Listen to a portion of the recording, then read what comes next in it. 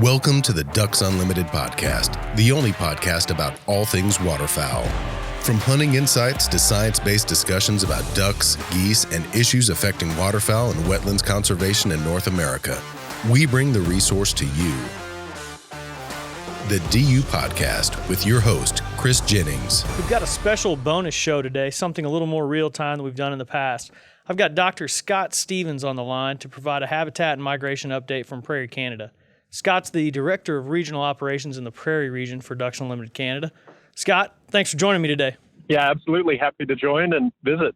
Awesome. Well, let's go ahead and kick it off with, kind of a Prairie Canada habitat conditions update. What was it like coming out of the breeding season into the fall? Just kind of set the stage for this. Yeah, we came into the springtime and we were pretty dry across Prairie Canada. So, we had not as much water as we've had in past years. And then as the summer went along, that continued. And we were pretty dry through the summer. There were a few areas that got a little bit of rain and helped a little bit, but, hadn't changed things much. And then as we moved into fall here, especially in like southern Manitoba, a couple weeks ago, we had a big Colorado low system move through and dumped like 2 feet of snow on us here in southern Manitoba. That changed the landscape quickly, but at the same time, probably drove some birds out and moved some around. So we've had pretty dramatic changes in our wetland conditions from what we started with in the spring to what we have now. And really, that's for the positive too. I mean, picking up that extra moisture, that's a positive, correct? Yeah, absolutely. Because right now the soil is completely saturated. We are just freezing up now, like this week. When I was at Okamic Marsh on Monday, there was still open water and still birds. And I know I just returned from a trip, and as I was driving home, all of the water that was open was frozen now. So we're just locking up, but soil moisture is really good. So the stage is set so that if we get some snowpack when the melt comes in the springtime, that will all run and should fill wetlands. But even the snow this fall helped fill back up some of the wetlands that had been dry. So yeah, the stage is set to have a good spring if we have a little snow this winter. That's perfect. How was your hunting this fall? I've kind of heard mixed reports from all over the Prairie provinces. I ended up in like northern Saskatchewan, well, north of the Prairies a little bit, and it was very good. I was kind of in the Parklands Boreal area. But I've talked to people in Alberta and, Saskatchewan and Manitoba, and it was really all over the board. How was your hunting locally, and did you get to any other province? Yeah, so what's pretty typical for me is I'll take the first week of September off, and I will go to some areas in southern Manitoba and focus on blue-winged teal. So I did that again this year. And we still had good numbers of blue-winged teal, even though we were a little drier and probably didn't have as many breeding here as we've had in the past. And the hunting was very good. With blue wings, especially early in the season, it's just if you find the right water depth, they're pretty easy to track down, and so they were cooperative. I had very good success on blue wings here in Manitoba, and then I did travel. Great. Yeah. I love blue wings. Like, at that time of the year, they're also, of all the birds in the marsh, they're in the best condition because they're really stocking up on fat because they're getting ready to migrate. And, it's interesting as I look on Facebook that time of the year in early September, we have lots of blue wings here. I'll have friends in, Kansas and Mississippi and Louisiana who are shooting blue wings. So they're really spread all across the continent.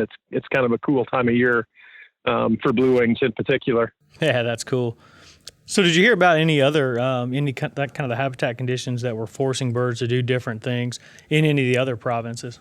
Yeah, well, after I spent a little time here chasing blue wings, I was in sort of central Saskatchewan in sort of mid-September.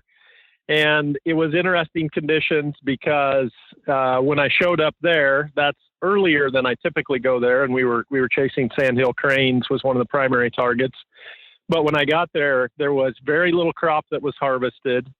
And so there was really limited, field feeding opportunities for the cranes. Now, it ended up that we had good success. What the conditions were that people had just started to harvest. So many of the fields were swath barley, and then things got wet. In fact, it rained the whole day I drove over there. So things were pretty wet, and my truck was covered with road slime when I got there. But that stalled harvest out, but there was, swath grain on the ground. And so birds were definitely taking advantage of that. And when you stopped to talk to any of the landowners, they were happy to give you permission to go in and hunt because they wanted the birds run off of those swaths so they wouldn't continue to eat the crop that they had on the ground. So we had really good success for cranes and also did some field duck hunting too. But conditions were dry.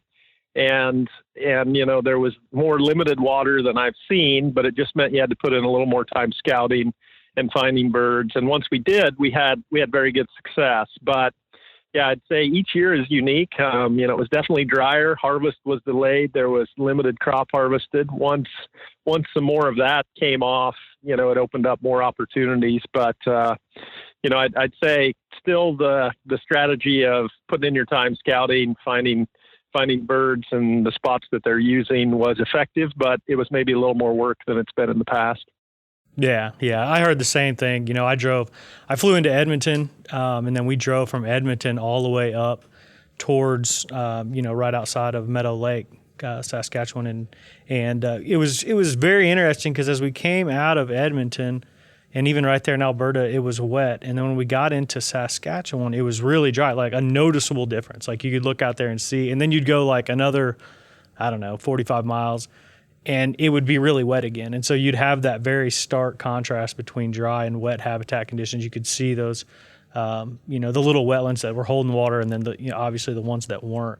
It was pretty eye opening. But I see that a lot of that had changed as the weather continued to change up there throughout the season, which probably did make it a little more difficult for hunters or easier in some aspects.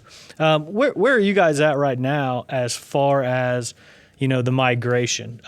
You mentioned you guys are starting to get ice. You're seeing, not seeing the birds as many as you had there at Okamic. Where are you guys at as far as the migration right now?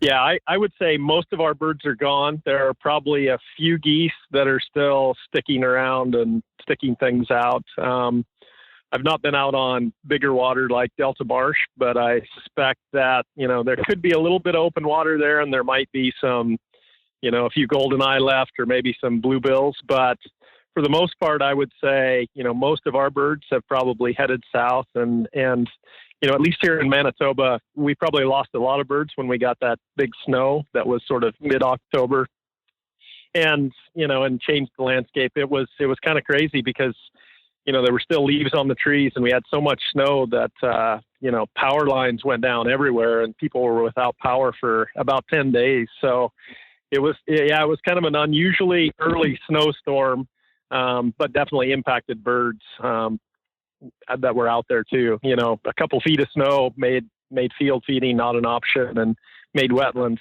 slushy too. So, a lot of the birds that we had probably moved on. Yeah, and you probably lost a lot of the more wetland-oriented birds, the gadwalls and teal, and they probably just bugged out immediately as soon as that slush hit, right? Yeah, and it was interesting. I did a little bit of hunting for diving ducks early on too, and it was unusual. A couple places that I go in western Manitoba, we went there, and there were divers around, but there were not canvasbacks, and I saw very few redheads this year. So I'm not sure what was going on there exactly, but I heard those reports from other people too, that some traditional places like Waterhen Marsh in northern Manitoba didn't have redheads like it typically does. So I don't know if that's because we had drier conditions and maybe they didn't have as good a reproductive success and birds sort of went and molted somewhere different than they usually do, or exactly what happened. But those were reports that we heard too, that, diving ducks were kind of not in the abundance that they typically are here either. Interesting. Yeah, kind of looking at the forecast here as we're looking at your forecast, that 10-day, it looks like single digits are in your near future, which means that, that's probably going to close the door for a lot of waterfowl moving out of Prairie, Canada. Any recommendations to duck hunters here in the U.S.? Anything that, you want people to look out for? Yeah, I guess I would just say the movement is probably on. So, if you have open seasons and opportunities, you should get out there and take advantage because the birds should be on the move. Awesome. I appreciate it, Scott.